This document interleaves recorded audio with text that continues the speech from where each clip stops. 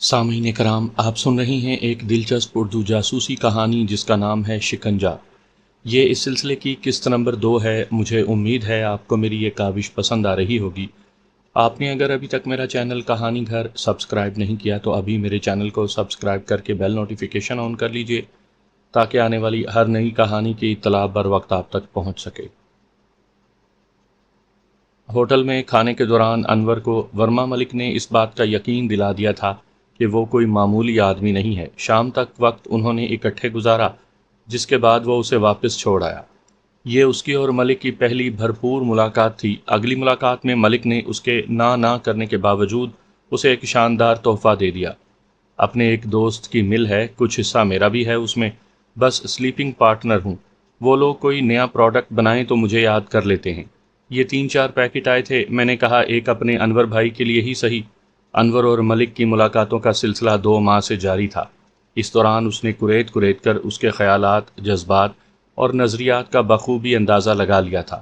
ورما ملک نے جان لیا تھا کہ زندگی میں آگے بڑھنے اور سب کچھ روند کر گزر جانے کی خواہش رکھنے والا یہ مسلمان نوجوان مذہب کے مسئلے پر کچھ زیادہ جذباتی نہیں ہوا۔ اسے سب سے زیادہ اپنی فکر ہے۔ وہ راتوں رات امیر بننا چاہتا تھا اور اپنی اس خواہش کی کچھ بھی قیمت ادا کرنے کے لیے تیار تھا۔ اس نے انور کی سوزی میں دلچسپی دیکھ کر اس کی 2 آف دی ریکارڈ ملاقاتیں بھی انور سے کروا دی تھیں۔ ورما ملک نے بالآخر اسے اپنے لیے منتخب کر لیا۔ اس روز بھی وہ دونوں ایک ڈسکو کلب میں جا رہے تھے جب انور اسے خاصا الجھا ہوا دکھائی دیا۔ کیا بات ہے، بڑے پریشان ہو؟ اس نے گاڑی چلاتے ہوئے دریافت کیا۔ ملک بھائی، وہی ویزے کا مسئلہ، پھر انکار ہو گیا۔ اماں کل ساری رات روتی رہی ہیں۔ انور نے اپنی تشویش ظاہر کی۔ ارے یار، یہ کوئی مسئلہ ہے، بے فکر ہو جاؤ۔ ہے میرا ایک یار، تمہارا کام کروا دے گا، اس نے بظاہر لاپرواہی سے کہا۔ لیکن انور کا اشتیاق بڑھ گیا۔ کون ہے وہ؟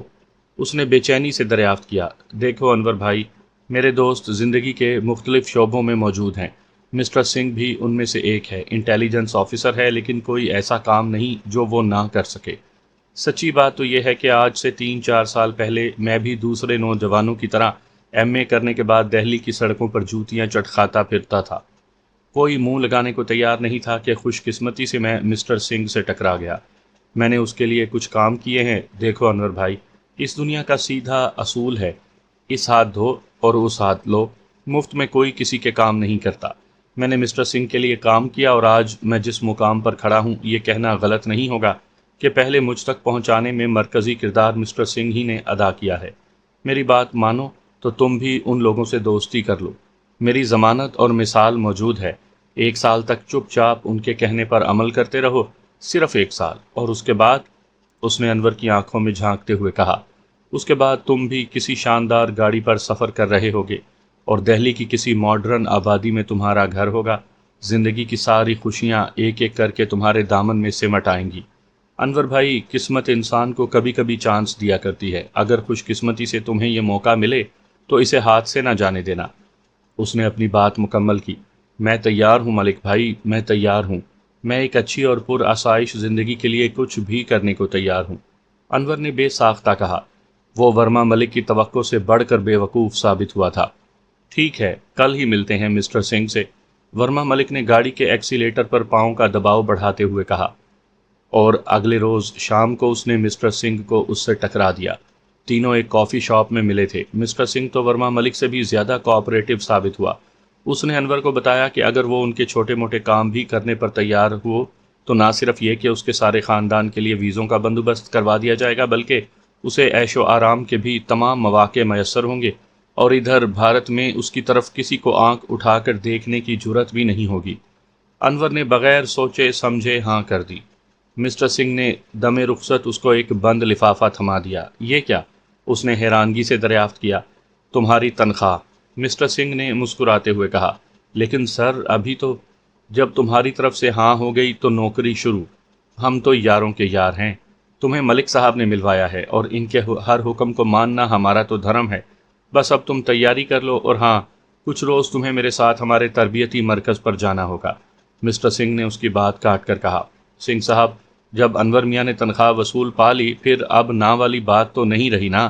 آپ یہ فرمائیے، انہیں کب سے جانا ہوگا؟ انور کے بجائے ورما ملک نے کہا۔ کل سے۔ ہم تو کام کے معاملے میں دیر کے ہرگز قائل نہیں، سنگھ نے جواب دیا۔ اوکے، اس مرتبہ بھی ورما ملک نے ہی حامی بھری تھی۔ سنگھ رخصت ہو گیا۔ انور نے لفافے میں موجود نوٹ بغیر گنے انہیں جیب میں رکھ لیا۔ یار تم تو بڑے خوش قسمت ہو بھائی، ملک نے چھوٹتے ہی کہا۔ انور ہونکوں کی طرح سوالیہ نشان بنا اس کے منہ کی طرف دیکھ رہا تھا۔ اپنے تک بات رکھنا، تمہیں بھارتی فوج کی ملٹری انٹیلیجنس ایجنسی نے خدمات کے لیے چن لیا ہے اور اسے معمولی بات نہ سمجھنا۔ یہ اعزاز قسمت والوں کو ہی ملا کرتا ہے بھائی۔ میں تو اس معاملے میں خود کو بڑا خوش قسمت سمجھتا ہوں۔ دیکھو نا، ان کے ساتھ رہ کر دیس کی سیوا بھی کر رہی ہیں اور دنیا کی تمام نعمتیں بھی حاصل ہو رہی ہیں، اور کسی سالے پولیس والے کی جرت بھی نہیں کہ آنکھ اٹھا کر ہماری طرف دیکھ سکے۔ آپ کہتے ہیں تو ٹھیک ہی ہوگا ملک صاحب۔ انور نے اس بات میں سر ہلایا۔ اسے اس بات کا علم نہ ہو سکا کہ اسے تو ان لوگوں نے ایجنسی کا نام بھی صحیح نہیں بتایا تھا جس میں انور کو بھرتی کیا جا رہا تھا۔ یہ راہ کے لیے کام کر رہے ہیں۔ عموماً انہیں یہ تاثر دیا جاتا تھا کہ وہ کسی دوسری انٹیلیجنس ایجنسی کے ملازم ہو گئے ہیں تاکہ گرفتاری کی صورت میں انہیں صحیح ایجنسی کا بھی علم نہ ہونے پائے۔ انور کی ملاقات اگلی مرتبہ مسٹر سنگھ سے اکیلے میں ہوئی تھی۔ انہوں نے انور کے ساتھ ایک ہوٹل میں لنچ کیا، جس کے بعد وہ اسے شہر کے نزدیک ایک سرکاری ڈاک بنگلے پر لے گئے۔ انور میاں، اب تم بھارتی آرمی انٹیلیجنس کے باقاعدہ ملازم بن چکے ہو۔ تمہیں ہم بم بنانے اور دھماکہ کرنے کا کورس کروائیں گے، جس کے بعد تمہیں کہیں بھی خدمات پر مامور کیا جا سکتا ہے۔ اور ہاں، ایک بات کا خیال رہے کہ تم اپنی اس تربیت کے متعلق، اس جگہ کے متعلق یا میرے ساتھ ملاقات کے متعلق سوائے ورما ملک کے اور کسی سے بات بھی نہیں کر سکتے۔ جہاں تک ورما ملک کا تعلق ہے، کیونکہ وہ ہمارا بہت خاص آدمی ہے اور ہم اس پر اعتماد کر سکتے ہیں، ممکن ہے اگر افسران اعلیٰ اجازت دیں تو میں تمہیں مستقل اس کے ساتھ لگا دوں، کیونکہ تم اس کے ساتھ خاصے بے تکلف ہو۔ مسٹر سنگھ نے ساری بات اتنی چالاکی سے کی تھی کہ انور کی سمجھ میں کچھ نہ آ سکا۔ اسے صرف ایک یہ بات سمجھ آ رہی تھی کہ وہ کوئی عام بھارتی ناگرک نہیں رہا، بڑا خاص شہری بن گیا ہے اور دولت کی ریل پیل ہونے جا رہی ہے، اور اب ساری زندگی وہ موج میلہ کرے گا۔ اس نے ابھی یہ نہیں سوچا تھا کہ مسٹر سنگھ نے اس سے جو خدمات لینے کی بات کی تھی اس کا مطلب کیا تھا۔ اس ڈاک بنگلے پر انور کی کچھ تصاویر ایک سرکاری فوٹوگرافر نے بنائی اور مسٹر سنگھ نے اس سے کچھ فارمز بھی پر کروائے۔ ان کاغذ کے ٹائپ شدہ فارموں کو پر کرنے کے بعد اس کے ہاتھوں اور پاؤں کے نشانات محفوظ کیے گئے اور انور کو بتایا گیا کہ اب اس کی باقاعدہ سرکاری حیثیت قائم ہو چکی ہے اور اب وہ سرکاری احکامات کا پابند ہے۔ مسٹر سنگھ نے اپنے سرکاری اور اخلاقی ذمہ داری سمجھتے ہوئے اسے قانون کی ایک دفعہ 3 آفیشل سیکرٹ ایکٹ سے آگاہ کیا اور بتایا کہ اگر اس نے کسی بھی حکم کو ماننے سے انکار کیا تو اس دفعہ کے تحت گرفتار کر لیا جائے گا، جس کے بعد پھر ساری زندگی عقوبت خانوں میں گزرتی ہے۔ گو کہ آج تک مسٹر سنگھ نے اسے کوئی دھمکی نہیں دی تھی اور اسے ہمیشہ خوشگوار موڈ میں بات کی تھی، لیکن آج اس نے قدرے سنجیدگی اختیار کی ہوئی تھی، خصوصاً قانون کی اس دفعہ سے متعلق اسے خبردار کرتے ہوئے تو وہ بہت ہی سنجیدہ ہو گیا تھا۔ کل سے تمہاری باقاعدہ کلاسیں شروع ہو رہی ہیں، تمہاری ماہانہ تنخواہ مقرر ہو چکی ہے، تم نے BA بھی پاس کر لیا ہے، اگر چاہو تو اپنے والدین کو اپنی نوکری سے متعلق اطلاع دے سکتے ہو، لیکن خبردار، کبھی بھولے سے بھی انہیں یہ نہ بتانا کہ تم سرکاری ملازم ہو۔ انہیں بتانا کہ تم ریلوے میں بھرتی ہو گئے ہو اور کلرک کی نوکری کر رہے ہو۔ تمہارا ریلوے کی نوکری کا کارڈ تمہیں کل مل جائے گا۔ تمہیں تمہارا دفتر بھی دکھا دیا جائے گا جہاں تمہاری باقاعدہ حاضری لگا کرے گی اور یہیں سے تمہیں تنخواہ بھی ملا کرے گی، اس لیے کوئی گھبرانے والی بات نہیں۔ کوشش کرنا کہ تمہارے دفتر میں کم ہی مہمانوں کا آنا ہو، اپنے دوستوں کو دفتر بلانے سے احتراز ہی کرنا، لیکن اگر کسی کا آنا ناگزیر ہو تو کوئی بات نہیں۔ انور، اب تم ہماری ٹیم کے ایک اہم رکن ہو، اب بھارت ماتا کی رکشا تمہاری بھی اتنی ہی ذمہ داری ہے جتنی ہماری۔ آج کے بعد سے تمہارا جینا مرنا سب بھارت ماتا کے لیے ہوگا، مسٹر سنگھ نے کہا۔ ایسا ہی ہوگا سر، انور نے بھی تن کر جواب دیا۔ وہ کچھ گھبرایا ضرور تھا لیکن اتنا بے وقوف نہیں تھا کہ اپنی گھبراہٹ کو چہرے پر سجا کر پیش کرتا۔ اسے علم تھا کہ اب معمولی سا شک ہونے پر بھی اسے کم از کم نوکری سے نکال دیا جائے گا اور اس دوران وہ جن قباحتوں کا عادی ہو چکا تھا ان سے محروم ہو جائے گا۔ فیروز آباد دہلی کا مضافاتی علاقہ ضرور تھا لیکن بڑا الگ تھلگ اور مین روڈ سے قدرے ہٹ کر واقع تھا۔ یہاں ریلوے کی کوئی مین لائن بھی نہیں گزرتی تھی، البتہ اورنگ آباد سے ایک چھوٹی لائن اس طرف آتی تھی جو پھر دہلی سے جا ملتی تھی۔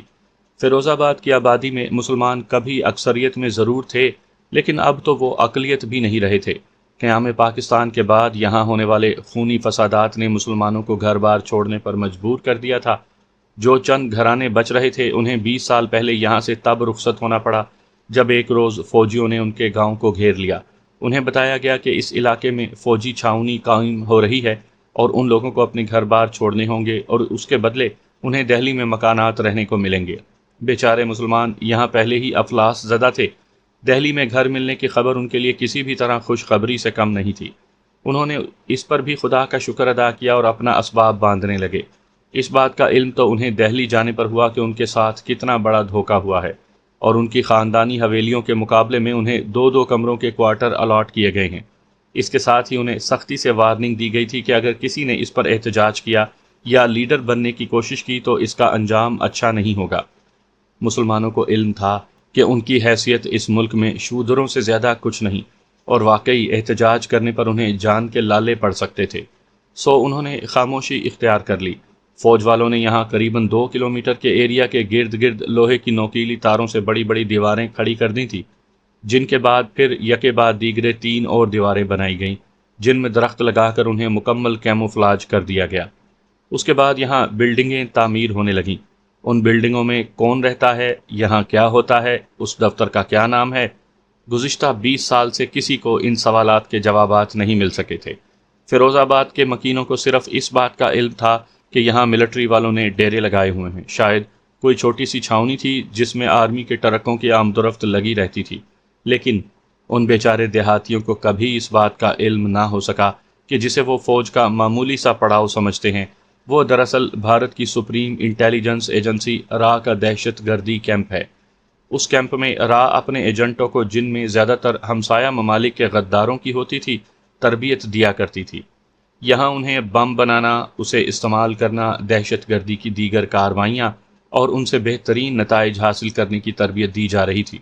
اس کیمپ کی خصوصی اہمیت کے پیش نظر اس کی حفاظت پر بھی کبھی PSF اور کبھی فوج کی ایک کمپنی مامور رہتی تھی، اور وہ لوگ یہاں مستقل ڈیرے ڈالے رکھتے تھے۔ انور جب یہاں آیا تو اس کے گروپ کے 5 نوجوان اور بھی پہلے سے یہاں موجود تھے، جن میں سے ایک کا تعلق پاکستان سے تھا، باقی 4 تامل سے تھے، جنہیں دہشت گردی کی تربیت دے کر بھارتی اپنے ہمسایہ ممالک کے امن و امان کو تہو بالا کرنے کے لیے ان کے متعلقہ ممالک میں لانچ کر دیا کرتے تھے۔ ان کا انسٹرکٹر ایک ڈھلتی عمر کا فوجی آفیسر تھا جسے وہ سر کہہ کر پکارتے تھے۔ اس سے زیادہ معلومات اس کے متعلق کسی کو نہیں تھی، اور نہ ہی کوئی اس کا تردد کرتا تھا۔ ان سب کو یہاں لانے پر ایک بات خاص طور پر سمجھائی گئی تھی کہ وہ یہاں سے متعلق صرف انہی معلومات پر اکتفا کریں گے جو انہیں پہنچائی جائیں گی۔ اپنے طور پر کوئی اس سے زیادہ جاننے کی جستجو یا خواہش نہیں کرے گا۔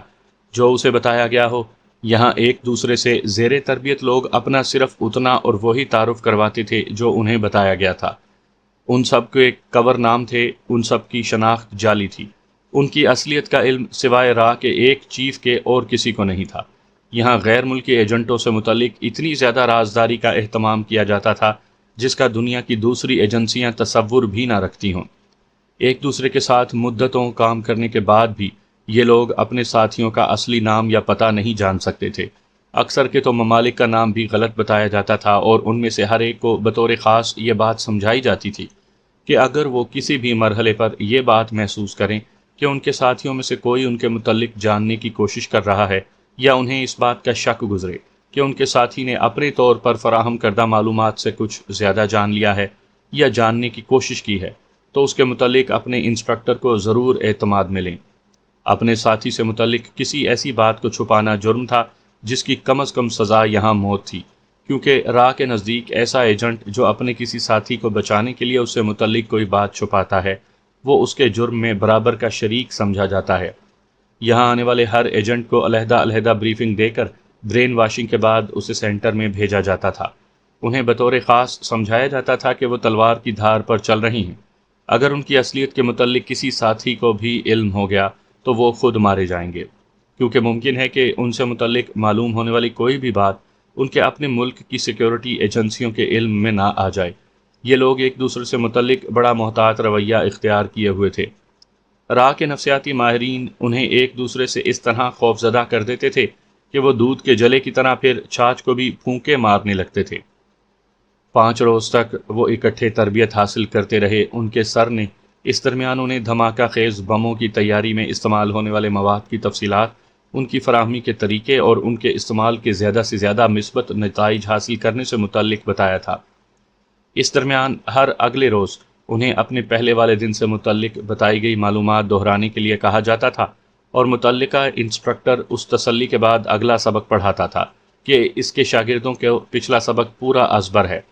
اس روز انہوں نے اپنی عملی تربیت کا آغاز کرنا تھا جب ان کے انسٹرکٹر نے انور کو شام ڈھلے اپنے کمرے میں بلایا، جہاں ایک نوجوان پہلے سے موجود تھا۔ اس کی شکل پر ایک نظر پڑتے ہی انور پہلے تو چونکا، پھر گھبرا گیا، کیونکہ یہ نوجوان اس کا کورس میٹ تھا جس کا نام اسے نذیر بتایا گیا تھا۔ انور میاں کو یہ فکر دامن گیر ہوئی کہ کہیں خدا نخواستہ اس کے ساتھی کو اس کی کسی حرکت پر شک نہ گزرا ہو اور اس نے انسٹرکٹر سے شکایت کر کے اس کی طلبی کروائی ہو۔ لیکن جلد ہی اس کی جان میں جان آئی جب انسٹرکٹر نے بڑے ہلکے پھلکے انداز میں مسکراتے ہوئے اسے مخاطب کیا اور کہا، اسے تم یقیناً جانتے ہی ہوگے۔ یس سر، انور نے سنبھل کر کہا۔ یہاں اس کا نام تمہیں نذیر بتایا گیا ہے، دراصل یہ کور نام ہے، اس کا اصل نام اختر ہے۔ انسٹرکٹر نے انور کی آنکھوں میں جھانکتے ہوئے کہا۔ رائٹ سر، انور نے ہوانکوں کی طرح گردن ہلائی۔ وہ انسٹرکٹر سے آنکھیں ملا کر بات کرنے کی ہمت نہیں رکھتا تھا، لیکن اس کو یہ سمجھ نہ آ سکی کہ اس نوجوان کا جو نام اسے بتایا گیا ہے وہ بھی غلط تھا، اور اس کے بعد بھی اسے غلط ہی بتایا جانا تھا۔ اس کا نام دراصل اختر ہے، لیکن اس کا علم تمہارے علاوہ اور کسی کو نہیں ہونا چاہیے، اس بات کا خیال رکھنا۔ انسٹرکٹر نے اس کے چہرے پر نظریں گاڑتے ہوئے کہا۔ یس سر، انور نے اس سے ایک لمحے کے لیے آنکھیں ملا کر نظریں جھکا لیں۔ اور مسٹر اختر، یہ ہے سیموئل۔ مستقبل میں چونکہ تم دونوں ایک دوسرے کے ممکنہ ساتھی ہو سکتے ہو، تو میں نے مناسب سمجھا کہ تمہارا آپس میں تعارف کروا دوں۔ اس مرتبہ اس نے اختر کی طرف دیکھ کر کہا، جس کی حالت انور سے کچھ مختلف نہیں تھی۔ انور کو اس کیمپ میں سیموئل کا نام دیا گیا تھا اور اس نے واقعی اپنا اصلی نام بھلا دیا تھا، اب خود کو سیموئل کہنے لگا تھا۔ اس کے گلے میں چھوٹی سی سلیب لٹکنے لگی تھی اور اسے بطور خاص ہدایت کی گئی تھی کہ وہ عیسائیوں کی طرح دن میں 2-3 مرتبہ باپ، بیٹا اور روح القدس کو ضرور یاد کیا کرے۔ انور نے بڑی کامیابی سے ان ہدایات پر عمل کیا تھا۔ اس کے کورس میٹوں کو اس کی شہریت پاکستانی بتائی گئی تھی، چونکہ انہیں سختی سے ہدایت کی جاتی تھی کہ ایک دوسرے کے ساتھ گپ شپ ضرور کریں، لیکن ایک دوسرے کی شناخت جاننے کے چکر میں نہ پڑیں۔ اس لیے کوئی ایک دوسرے سے اس کا مکمل ایڈریس نہیں پوچھتا تھا۔ آج رات تمہاری دوستی کے نام پر ایک پارٹی دی جا رہی ہے جس میں صرف تم دونوں شرکت کرو گے، انسٹرکٹر نے کہا۔ تھینک یو سر، دونوں نے بیک وقت ایک ہی بات کہی۔ اس کے بعد انسٹرکٹر نے انہیں ایک مختصر سا لیکچر دے کر بڑے نفسیاتی طریقے سے قائل کرنے کی کوشش کی کہ بھارت بہت بڑا اور بہت مضبوط ملک ہے جسے پاکستان کبھی نہیں توڑ سکتا، نہ ہی ختم کر سکتا ہے۔ البتہ بھارت جب چاہے پاکستان کو ختم کر سکتا ہے، اور وہ دونوں بہت عقل مند ہیں جنہوں نے جذباتیت کے بجائے حقیقت کا سہارا لیا اور آنے والے وقت کی نزاکت کو بھانپتے ہوئے بھارتی حکومت کی خوشنودی حاصل کر کے خود کو اس کی گڈ بکس میں داخل کروا لیا، کیونکہ جلد یا بدیر پاکستان نے ختم ہونا ہے اور وہ ماضی بعید کی طرح بھارت کا حصہ بن جائے گا۔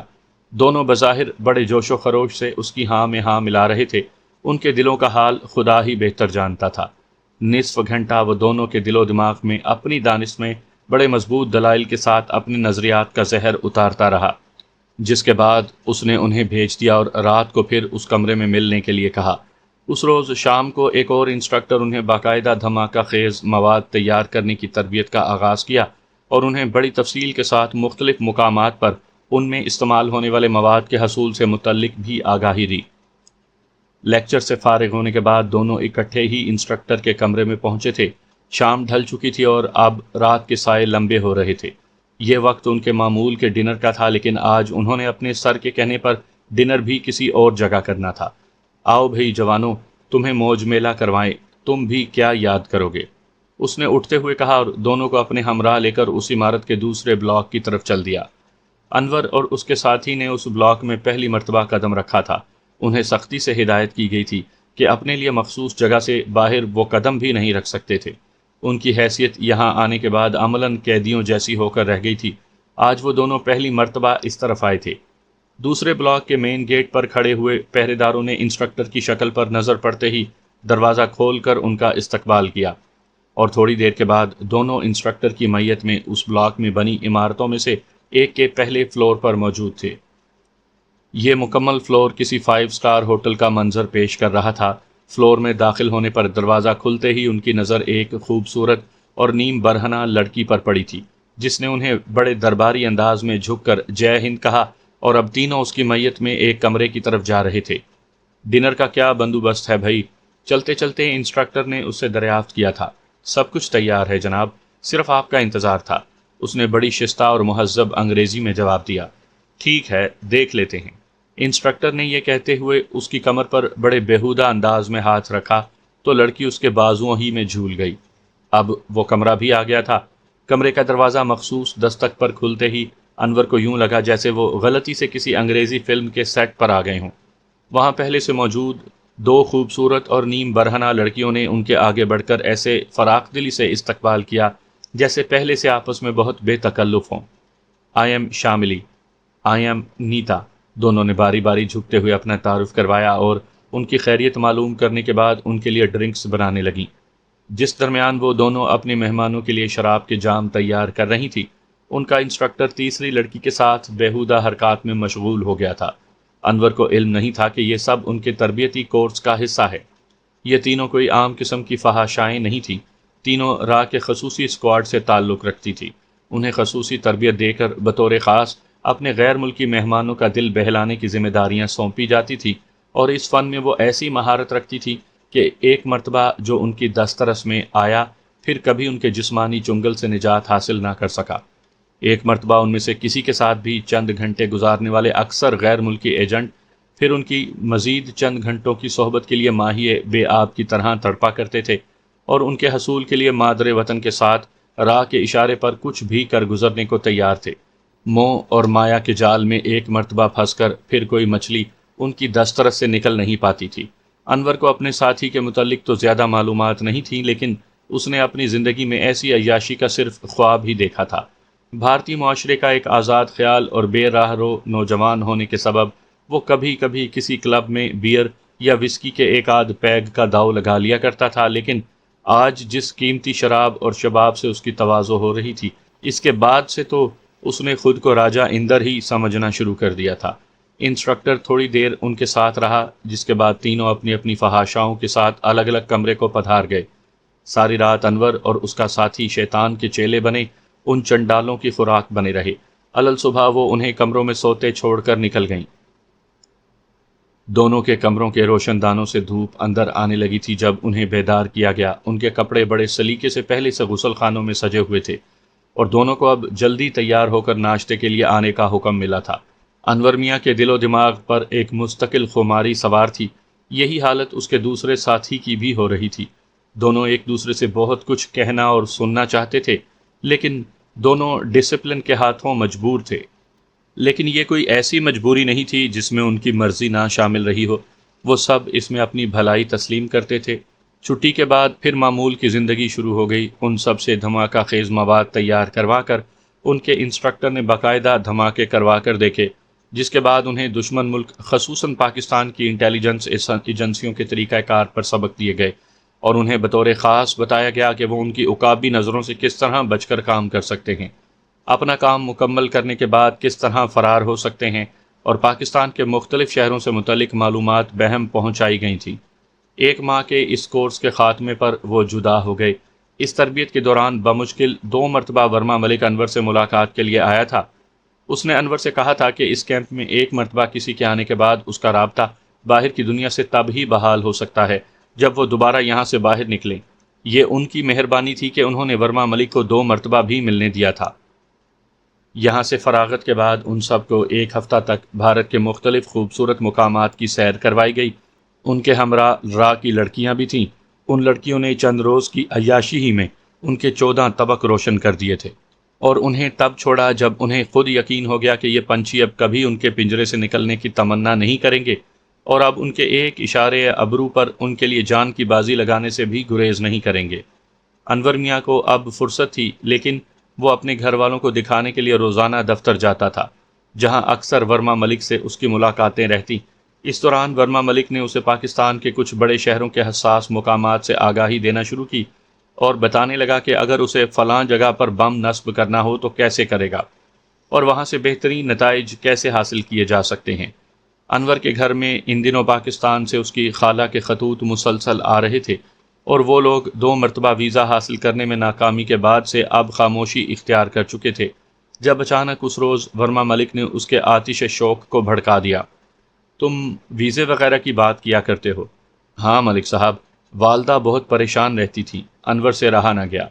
بس سمجھو تمہارے ویزوں کا بندوبست ہو گیا، اور تمہارا یہ سفر بھی VIP قسم کا بن جائے گا۔ سارا خرچ ایجنسی والے لوگ اٹھائیں گے، اور تمہیں ایک مشن بھی سونپا جائے گا۔ ورما ملک نے اس کی آنکھوں میں جھانکا۔ ٹھیک ہے، میں تیار ہوں، انور نے جواب دیا۔ ورما ملک نے بطور خاص یہ بات نوٹ کی کہ کہیں وہ بادل نخواستہ تو تیار نہیں ہو رہا، لیکن اسے یقین ہو گیا کہ راہ کی لڑکیوں نے اپنے فرائض ایمانداری سے سر انجام دیے ہیں، اور یہ گدھا اب مکمل موہ مایا کے جال میں پھنس کر ان کی انگلیوں کے اشاروں پر بندروں کی طرح ناچنے کے لیے تیار ہے۔ اب تک اسے بھارتی انٹیلیجنس کی باقاعدہ نوکری میں 6 ماہ ہونے کو آ رہے تھے۔ اس درمیان اسے چھوٹے موٹے کام بھی وہ لوگ کرواتے رہتے تھے جن میں اکثر مسلمان محلوں میں پاکستان سے آنے والے مہمانوں کی جاسوسی کے فرائض وہ انجام دے رہا تھا۔ اسے عموماً کسی نہ کسی گھرانے کا ایڈریس دے کر یہ ٹاسک دیا جاتا تھا کہ وہاں آنے والے پاکستانی مہمانوں کے معمولات کی رپورٹ دے، اور وہ بڑی خوش اسلوبی اور تندہی سے اپنے فرائض انجام دیتا آ رہا تھا۔ اب وہ خود ذہنی طور پر یہ بات تسلیم کر چکا تھا کہ اس نے بھارت کی ملٹری انٹیلیجنس میں نوکری کر لی ہے، اور وہ قانونی اور اخلاقی طور پر اب اپنے افسران کے ہر حکم کا پابند ہے، کیونکہ وہ ان سے باقاعدہ تنخواہ ہی وصول نہیں کر رہا بلکہ اس دوران عیاشیوں کے مزے بھی لوٹتا رہا تھا۔ اس نے پاکستان میں دھماکہ کرنے، تباہی پھیلانے اور بھارتی انٹیلیجنس ایجنسی کے مکروہ مقاصد پورے کرنے کا وعدہ کر لیا تھا، اور اس میں جبر نہیں، اس کی اپنی مرضی بھی شامل تھی۔ راہ کا یہی کمال تھا، وہ اپنے ایجنٹوں کو شراب و شباب کے ایسے شکنجے میں کستے تھے کہ وہ پھر کبھی نکل نہیں پاتا تھا۔ اس کے ضمیر کو ایسی گہری نیند سلا دیا جاتا تھا کہ پھر کوئی بہت بڑا حادثہ بھی اس کی بیداری کا باعث نہ بنے۔ تمہارے ویزوں کا بندوبست ہو گیا، اس روز اسے ورما ملک نے یہ بتایا تھا۔ شکریہ ملک صاحب، میں تو بہت پریشان تھا، انور نے بے ساختہ کہا۔ اب تم پریشان ہونا چھوڑ دو، جس کے پلے سے تم بندھ گئے ہو وہ اپنے لوگوں کو کبھی پریشان نہیں رہنے دیتے۔ انور، تم بڑے خوش قسمت ہو جو تمہارا انتخاب بھارتی انٹیلیجنس اور وہ بھی ملٹری انٹیلیجنس کے لیے ہوا ہے۔ ورما ملک نے اس کے کندھے پر ہاتھ رکھتے ہوئے کہا۔ یہ تو ہے، انور نے بھی شیخی سے گردن پھلا دی۔ واقعی اس کی تو دنیا ہی بدل گئی تھی۔ ہفتہ 10 دن میں ایک آدھ مرتبہ اسے شراب اور شباب کی سہولت بآسانی میسر تھی، اور مہینے کی بندھی ہوئی تنخواہ الگ سے۔ انور میاں، اصل میں تمہاری پاکستان روانگی ہی تمہارے مشن کا حصہ ہے، ورما نے مطلب کی بات پر آتے ہوئے کہا۔ انور ذہنی طور پر اس کے لیے تیار تھا۔ کیا کرنا ہوگا مجھے؟ اس نے چھوٹتے ہی دریافت کیا۔ زیادہ کچھ نہیں، اس بات کا خیال رہے کہ ایجنسی کے نزدیک تمہاری جان کی حفاظت اور قیمت سب سے زیادہ ہے، اور وہ کوئی ایسا قدم نہیں اٹھائیں گے جو تمہارے لیے نقصان کا باعث بنے۔ ورما ملک نے چند لمحوں کے لیے رک کر سگریٹ سلگانے کے بہانے اس کے چہرے کے تاثرات کا جائزہ لیا، اور اس نتیجے پر پہنچا کہ پریشانی کی کوئی بات نہیں، انور ان کے جال میں بری طرح پھنس چکا ہے، اور وہ یہ کام بھی زبردستی سے نہیں بلکہ اپنی مرضی سے کرنے پر تیار دکھائی دیتا تھا۔ تمہیں اپنا ساتھی اختر تو یاد ہوگا، اس نے اچانک ہی اگلا سوال کر دیا۔ ہاں وہی پاکستانی لڑکا، انور نے چونک کر کہا۔ ہاں وہی، لیکن تمہارے لیے وہ غیر ملکی نہیں، تم بھی پاکستانی ہی ہو۔ تمہیں اس شناخت کے ساتھ اس سے ملاقات کرنی ہے۔ تمہارا شناختی کارڈ تیار ہے جس کے مطابق تم پاکستانی شہر حیدرآباد کے رہنے والے ہو۔ تربیت کے مطابق وہ تم سے تمہارا ایڈریس بھی دریافت نہیں کرے گا، نہ ہی تمہیں اس کی اجازت ہوگی۔ یہ کارڈ تمہیں احتیاطاً دیا جا رہا ہے، بھگوان نہ کرے کبھی کوئی ایسی سچویشن آ جائے جس میں تمہیں کوئی شناخت دکھانی ہو تو تم محفوظ رہ سکو۔ اختر سے تمہاری ملاقات کس جگہ ہوگی اس کے متعلق تمہیں آخری لمحات میں بتا دیا جائے گا۔ کچھ سامان تم ہوشیاری سے اپنے ساتھ لے جاؤ گے، اپنے گھریلو سامان میں شامل کر کے، باقی کا بندوبست اختر وہاں کر لے گا۔ اس کے بعد تم دونوں کو مل کر کم از کم 3 دھماکے کرنے ہیں، جن کی پلاننگ اور اوقات کا تعین تم خود کرو گے۔ اس بات کا دھیان رہے کہ اختر کو اس مشن میں تمہارے ماتحت کی حیثیت حاصل ہوگی، لیکن وہ مقامی صورتحال کو چونکہ زیادہ بہتر سمجھتا ہے، اس لیے تمہیں گائیڈ کرتا رہے گا، صرف صورتحال سے متعلق۔ البتہ کام کیسے کرنا ہے اس کا فیصلہ تم خود کرو گے۔ اختر کو اس کے حصے کی رقم پہنچا دی گئی ہے، تمہیں روانگی پر مطلوبہ رقم مل جائے گی۔ گو کہ وہ سارے پیسے تمہارے ہی ہوں گے، لیکن پھر بھی میری درخواست ہوگی کہ انہیں دھیان سے استعمال کرنا۔ ورما ملک نے اسے سب کچھ بریف کر دیا۔ ٹھیک ہے ملک صاحب، ایسا ہی ہوگا۔ انور نے بظاہر تو بڑے جوش سے اس کی ہاں میں ہاں ملائی تھی، لیکن دل ہی دل میں وہ سہم کر رہ گیا تھا۔ دوران تربیت اسے پاکستانی انٹیلیجنس ایجنسی ISI سے متعلق جو کچھ بتایا گیا تھا، اس بریفنگ نے انور کے لاشعور میں پاکستانی انٹیلیجنس سے متعلق قدرے خوف بٹھا دیا تھا، اور وہ محسوس کرنے لگا تھا کہ ان لوگوں کی آنکھوں میں دھول جھونک کر یہ کام کرنا کچھ آسان نہیں۔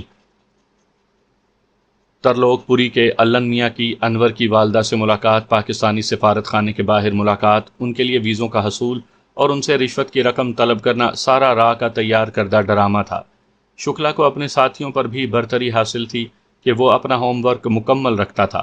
اس نے کبھی معمولی سے امکان کو بھی نظر انداز نہیں کیا تھا، اور اپنے کسی بھی ایجنٹ کو سرحد عبور کروانے سے پہلے ہی مشن کو ابتدا ہی سے تمام اہتمام ملحوظ خاطر رکھتا تھا۔ اگر وہ ویزوں کے حصول کے لیے کوئی ڈرامہ نہ بھی رچاتے تو بھی کوئی فرق نہیں پڑتا تھا، لیکن شکلا نہیں چاہتا تھا کہ انور کی والدہ یا خاندان کے کسی فرد کو معمولی سا شبہ بھی گزرے اور وہ کچھ اور سوچنے لگیں۔ انہوں نے ویزوں کی حصولی سے سرحد عبور کرنے تک ایک لمحے کے لیے بھی انور کو نظر انداز نہیں کیا تھا۔ اس کے سامان کی بکنگ تک اپنے سامنے کروائی تھی اور مکمل اطمینان کر لیا تھا کہ سامان بہت چیکنگ کے بعد بھی مشکوک نہ ٹھہرے۔ دہلی سے واہگہ تک وہ سائے کی طرح انور سے چپکے رہے تھے، لیکن اس دوران کوئی غیر معمولی حرکت نہیں ہوئی تھی۔ انہوں نے معمول کے تمام مراحل انور کے گھر والوں کو طے کروائے تھے۔ ان کی دوسرے مسافروں کی طرح مکمل تلاشی ہوئی تھی۔ انہوں نے دوسرے مسافروں کی طرح سامان کی تلاشی لینے والوں کو رشوت بھی دی تھی تاکہ تمام رسومات ادا کر سکیں۔ عین آخری لمحات پر انور کی نظر مسٹر سنگھ پر پڑی تھی، جو ایک کلی کے روپ میں اسے ایک کونے میں کھڑا دکھائی دیا۔ اس نے انور کو آنکھ کے اشارے سے دوسری طرف بلایا تھا۔ انور والدہ سے باتھ روم تک جانے کا بہانہ کر کے اس طرف گیا اور مسٹر سنگھ کے تعاقب میں چلتا ریلوے اسٹیشن کے ایک کونے میں چھوٹے سے اس کمرے میں گھس گیا جس کے باہر ایک سپاہی کھڑا پہرا دے رہا تھا۔ کمرے میں ورما ملک بھی موجود تھا، جس نے بڑی گرم جوشی سے انور سے مصافحہ کیا اور اس کی خیریت دریافت کی۔ مسٹر سنگھ نے آخری لمحات میں پاکستانی کرنسی میں ہزار کے 20 نوٹ تھمائے تھے اور بغل گیر ہوتے ہوئے کہا تھا، انہیں احتیاط سے اپنے کپڑوں میں چھپا لو۔ تمہاری تلاشی تو نہیں ہوگی، لیکن ادھر سرحد کے پار جہاں بھی سامان چیکنگ کا مرحلہ آیا، یہاں والا معاملہ ہی چلے گا۔ تمہارا سامان اٹھانے والا کلی خود ہی تم سے مدد کے لیے پوچھے گا۔ اسے یہی بتانا کہ تمہارے پاس گھریلو سامان اور کچھ تحفے تحائف ہیں، وہ 1000-2000 روپے میں معاملہ طے کروا دے گا اور تمہیں سامان کو چھونے کی بھی نوبت نہیں آئے گی۔ خیال رکھنا کہ کسی لالچ میں آ کر پیسے بچانے کے چکر میں نہ پڑنا، تمہارا انعام واپسی پر مل جائے گا۔ عین ممکن ہے ہم تمہیں وہاں تمہارے ٹھکانے پر تمہارے انعام کا کچھ حصہ پہنچا دیں۔ اگر تم پیسے بچانے کے چکر میں پڑ گئے تو مارے جاؤ گے۔ یاد رکھنا، پیسہ بہت ضروری ہے، لیکن اپنی جان کی حفاظت اس سے بھی زیادہ۔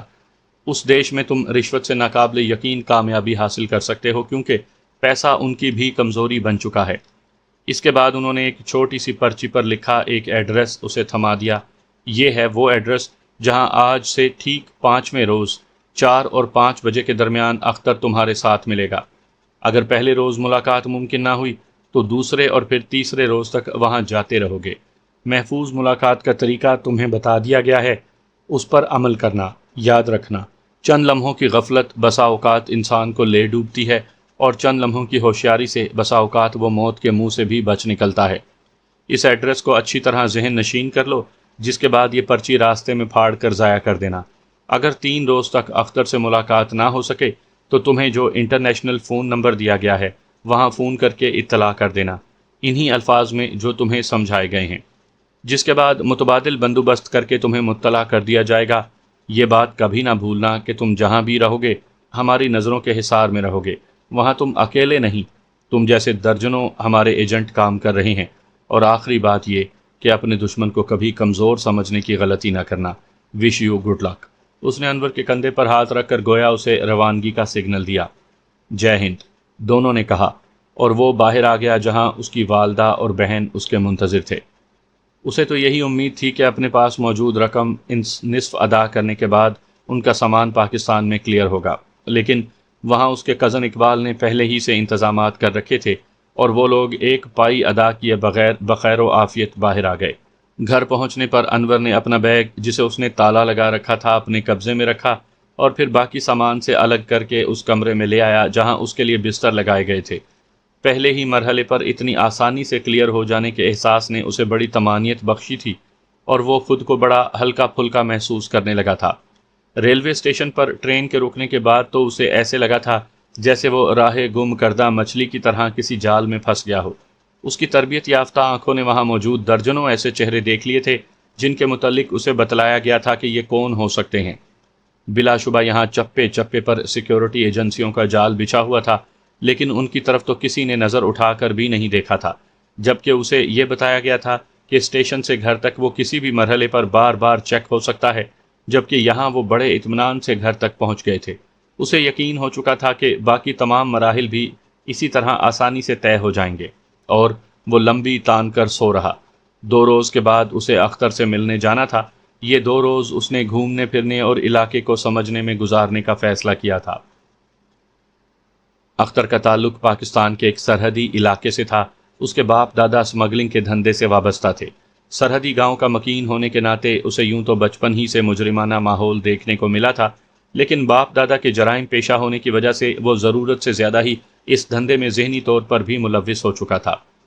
بچپن ہی سے وہ دیکھتا آ رہا تھا کہ مہینے میں 1-2 مرتبہ اس کے گھر پر کبھی رینجرز اور کبھی کوئی دوسری سرکاری ایجنسی کے اہلکار ریڈ کرتے رہتے تھے۔ اس کے تمام چچا اس دھندے سے وابستہ تھے۔ شاید ہی سال میں کوئی ایسا دن ہوتا جب وہ ایک جگہ اکٹھے ہوں، وگرنہ تو ان میں سے ایک جیل میں، دوسرا باہر، اور پھر دوسرا جیل میں تو پہلا باہر ہوا کرتے تھے۔ اختر کم عمری میں اس ماحول کا عادی ہو گیا تھا۔ اس نے میٹرک تک تعلیم کیسے حاصل کی؟ اس سوال کا جواب خود اسے بھی کبھی نہ مل سکا۔ اسے تو اتنا یاد تھا کہ میٹرک کرنے کے بمشکل 15-20 روز کے بعد وہ اپنے ایک چچا کے ساتھ سرحد عبور کر رہا تھا۔ ان لوگوں نے کچھ مال بھارت پہنچانا تھا اور پھر وہاں سے کچھ مال لے کر پاکستان آنا تھا۔ پہلی چوری اور پہلا شکنجہ کے مصداق مال واپس لاتے ہوئے وہ پاکستان رینجر کی ایک گشتی پارٹی کی نظروں میں آ گئے، جنہوں نے دونوں کو للکارا اور رک جانے کا حکم دیا، لیکن اختر رکا نہیں۔ اس کو پہلے ہی سے علم تھا کہ کیا کرنا ہے۔ اس کے چچا نے ہالٹ کی آواز سنتے ہی ہاتھ میں پکڑے دستی بم کی پن اتاری اور اسے آواز کی سمت اچھال دیا، جس کے ساتھ ہی زوردار دھماکہ ہوا۔ اس دھماکے کا کیا نتیجہ نکلا فی الوقت تو اسے علم نہ ہو سکا، لیکن اگلے روز علم ہوا کہ رینجرز کے 2 جوان شدید زخمی ہو گئے تھے۔ باقیوں نے ان کی طرف فائرنگ کی تھی، لیکن اختر اور اس کا چچا دونوں بخیر و عافیت اپنے ٹھکانے تک پہنچ گئے۔ رینجر نے ان کے گھروں پر ریڈ کیا تھا، جہاں سوائے مال مویشی اور عورتوں کے کچھ نہیں تھا، کیونکہ وہ دونوں گھر کے بجائے پہلے سے طے شدہ ٹھکانے کی طرف گئے تھے۔ وہاں ان کے لیے کوئی خطرہ نہیں تھا۔ اختر 1 ماہ غائب رہا۔ ان کے اس ملک میں درجنوں ٹھکانے تھے۔ نزدیک دور کے شہر میں بے شمار جرائم پیشہ لوگ اس کے خاندان کے فرد کی طرح تھے۔ یہ لوگ وقت آنے پر ایک دوسرے کے لیے ڈھال بن جایا کرتے تھے۔ انہوں نے شیرو کے بیٹے اختر کو سنبھال لیا۔ اختر کے چچا نے 15-20 روز بعد گرفتاری دے دی تھی۔ اس سے کچھ برآمدگی تو نہیں ہوئی تھی۔ تفتیش میں ایجنسیوں نے اس کے جسم سے کھال الگ کر دی، لیکن کیا مجال جو اس نے ایک لفظ بھی منہ سے نکالا ہو۔ 2 ماہ تک مختلف تفتیش بھگتنے کے بعد وہ ابھی تک اس بات پر قائم تھا کہ اس نے رینجرز پر حملہ نہیں کیا اور رینجرز والے غلط فہمی کا شکار ہو گئے ہیں۔ اس سوال کے جواب میں کہ وہ پھر گھر سے کیوں غائب ہوا، اس نے کہا تھا کہ رینجرز کے خوف سے وہ بھاگ گیا تھا، کیونکہ اسے شک تھا کہ یہ لوگ اپنے ساتھیوں کے زخمی ہونے پر غصے میں آ کر کہیں اس کو گولی نہ مار دیں۔ گو کہ تفتیشی ایجنسیوں کو اس پر شک تھا کہ یہ واردات اسی نے کی ہے، لیکن ان کے لیے اسے جیل بھیجنے کے سوا اور کوئی چارہ نہیں تھا، کیونکہ کسی انسان پر اتنا ہی تشدد کیا جا سکتا ہے جتنا اس پر ہو چکا تھا۔ جیل جانے کے دوسرے روز اس کی ضمانت ہو گئی اور ضمانت کے چند روز بعد اختر کو انہوں نے گھر بلا لیا۔ اس درمیان اختر 10ویں جماعت کا امتحان دے چکا تھا۔ اس نے گاؤں کے نزدیکی اسکول میں پیسے دے کر اپنا سینٹر بنوایا تھا اور وہاں کتابیں سامنے رکھ کر امتحان پاس کیا تھا۔ وہاں کس کی مجال تھی جو اس کی طرف آنکھ اٹھا کر بھی دیکھ سکے؟ 18 سال کی عمر میں وہ اپنی عمر سے دوگنا زیادہ جوان لگتا تھا۔ اس درمیان اس نے اپنی خاندانی روایات کے مطابق تمام شرعی عیب اپنا لیے تھے اور اپنے چچا کے ساتھ متعدد مرتبہ سرحد پار سے بھی ہو آیا تھا۔ ان کے ڈیرے پر سرحد پار سمگلروں کا آنا جانا لگا رہتا تھا۔ یہ لوگ اپنے ساتھ شراب ضرور لے کر آتے تھے، جو ان کی روانگی کے کافی عرصے بعد تک اختر کے گھر والوں کے تصرف میں رہتی تھی۔ اختر اوائل عمری ہی سے اپنے خاندانی رنگ میں رنگ چکا تھا۔ اپنے ہم پیشہ کی طرح شراب اور عورت اس کی کمزوری بن چکا تھا، لیکن یہاں اس ملک میں اسے کھیل کھیلنے کا موقع نہیں ملتا تھا۔ یہاں سب کچھ چھپ چھپ کر کرنا پڑتا تھا اور ہر لمحہ دھڑکا لگا رہتا تھا۔ اختر کو اس کے چچا نے سرحد پار کی دنیا کی ایسی ایسی کہانیاں سنائی تھیں جنہیں سن کر انہیں انگریزی فلمیں یاد آنے لگتی تھی۔ اس کی خواہش تھی کہ جتنی جلدی ممکن ہو وہ سرحد پار جائے اور اس دنیا کو اپنی آنکھوں سے دیکھے، لیکن اس کا باپ ہمیشہ اس کے سرحد عبور کرنے میں آڑے آتا۔ اختر اس کی اکلوتی اولاد تھی اور وہ نہیں چاہتا تھا کہ اختر سرحد عبور کرے۔ وہ اسے سرحدی کلیئر تک اپنے ساتھ لے جانا چاہتا، جہاں سے وہ لوگ دوسری طرف کے اسمگلروں سے مال کے بدلے مال کا تبادلہ کر لیا کرتے تھے۔ عموماً یہی ہوتا کہ دونوں طرف کی پارٹیاں اپنی سائیڈ پر ناکہ بھرتیں اور اپنی سائیڈ محفوظ کر لیتی۔ اختر کے باپ نے کوششیں تو بہت کیں، لیکن ایک روز اختر اپنے چچا کے ساتھ زبردستی سرحد عبور کر ہی گیا، جس کے بعد یہ سلسلہ شروع ہو گیا۔ پہلے ہی پھیرے پر دوسری طرف ان کے ساتھیوں نے جگے اسمگلر کے بیٹے اختر کے اعزاز میں خصوصی پارٹی دی اور شہر سے اس کے لیے خاص قسم کی عورت منگوائی تھی۔ اختر کو انہوں نے پہلے ہی چکر میں اس بات کا یقین دلا دیا کہ واقعی یہ دنیا الف لیلوی دنیا ہے، جہاں اس کے لیے شراب و شباب کی ساری لذتیں موجود ہیں۔ نرمل سنگھ سے اس کی ملاقات معمول کے ملاقات ہی تھی، لیکن اختر کو اس بات کا علم نہیں تھا کہ نرمل سنگھ اسمگلر کے روپ میں دراصل راہ کا ایجنٹ ہے، جسے اسمگلر کے کور میں اس جیسے گدوں کو پھانسنے کے لیے پاکستان میں داخل کیا گیا تھا۔ نرمل سنگھ کی نظر انتخاب بھی اس پر ٹھہری تھی۔ اس نے جان لیا تھا کہ اختر کو ہر بری عادت ہے اور اس ملک میں اسے کم از کم وہ ذرائع میسر نہیں جو راہ بھارت میں فراہم کر سکتی تھی۔ اسے اختر کی اس کمزوری کا فائدہ اٹھانا تھا۔ اختر اب اپنے بزنس میں خاصا ان ہو چکا تھا۔ اس کی عمر 20 سال ہو رہی تھی اور اس کے اپنے اخراجات اس کے والد اور چچا سے زیادہ ہو رہے تھے۔ عیاشی اور بدماشی میں وہ اپنے باپ سے 2 ہاتھ آگے نکل گیا تھا۔ یوں بھی اس عمر میں وہ لوگ اپنا بزنس الگ کر لیا کرتے تھے۔ اختر کے ساتھ نرمل سنگھ کی یہ دوسری ملاقات تھی۔ عموماً وہ خود سرحد پار کیا کرتا تھا، لیکن اب دوسری طرف اتنی زیادہ سختی ہو گئی تھی کہ اختر نے سرحد عبور کرنے کا خطرہ مول لینا مناسب نہ سمجھا، حالانکہ اس کی ایک پیمنٹ بھی دوسری طرف پھنسی ہوئی تھی۔ اپنی طرف سرحد کی اسے پرواہ نہیں تھی، اس کا بندوبست اس نے کیا ہوا تھا۔ اس مرتبہ تو تمہارا یہاں پہنچنا معجزہ دکھائی دیتا ہے۔ اس طرف سے بڑی غلط خبریں آ رہی ہیں اور میں تو کم از کم ان حالات میں سرحد عبور کرنے کا تصور نہیں کر سکتا۔ اختر نے اندیا ظاہر کیا۔ یار اختر، ہمارے لیے تو یہ کوئی مسئلہ نہیں رہا، میں نے اس کا آسان سا حل سوچ لیا ہے۔ نرمل سنگھ نے بڑی معنی خیز مسکراہٹ اس کی طرف اچھالی۔ کیا مطلب، کیا حل سوچا ہے؟ اختر نے بے چینی سے اس کی طرف دیکھتے ہوئے پوچھا۔ یار اختر، اپنی ادھر سیکیورٹی والوں سے بات ہو گئی ہے، ان کے ایک آدھ بندے کو بارڈر پار کروا دیا اور کبھی ادھر سے کسی کو لے گئے، بس واہ گرو کی کرپا سے سارے راستے کھل گئے ہیں۔ ان لوگوں سے دوستی کا بہت فائدہ ہے۔ اب تو شاید ہی تمہاری طرف کوئی ایسی پارٹی ہوگی جس نے ان سے ہاتھ نہ ملایا ہو۔ یہ کالونی کے ملا اس لیے تو راتوں رات کروڑ پتی بن گئے ہیں کہ انہوں نے ادھر ہاتھ ملایا ہوا ہے۔ میں تو کہتا ہوں تو بھی اپنی لائن سیدھی کر لے۔ اگر تیری ادھر کسی سے سر ہو جائے نا تو اپنا مال سیدھا شہر پہنچ سکتا ہے۔ جس مال کی قیمت ادھر 500 روپے ہے وہ دلی میں 1000 میں لیا جائے گا۔ نرمل سنگھ نے اسے شیشے میں اتارتے ہوئے کہا۔ یار بات تو تیری ٹھیک ہے، مچھلی نے جال میں پھنسنے کے لیے پر تول لیے تھے۔ اختر خان، ادھر دلی میں بڑی موج مستی ہے، ایسی ایسی لڑکیاں کہ… اس نے فکرہ ادھورا چھوڑ کر بےہودہ سے اشارے سے بات مکمل کی۔ نرمل سنگھ نے بمشکل 10 منٹ لگائے تھے کہ اختر رام ہو گیا۔ اب وہ پوری طرح اس کے جال میں پھنس چکا تھا اور اس کے بچ نکلنے کا سوال ہی نہیں اٹھتا تھا۔ اختر نے اس کے ساتھ اگلے ہی روز سرحد عبور کرنے کا پروگرام بنایا تھا۔ اسے اپنے مال کی فروخت سے زیادہ دلی کی ان کلبوں میں ناچنے والی لڑکیوں اور شراب سے دلچسپی تھی جس کا ذکر نرمل سنگھ نے کیا تھا۔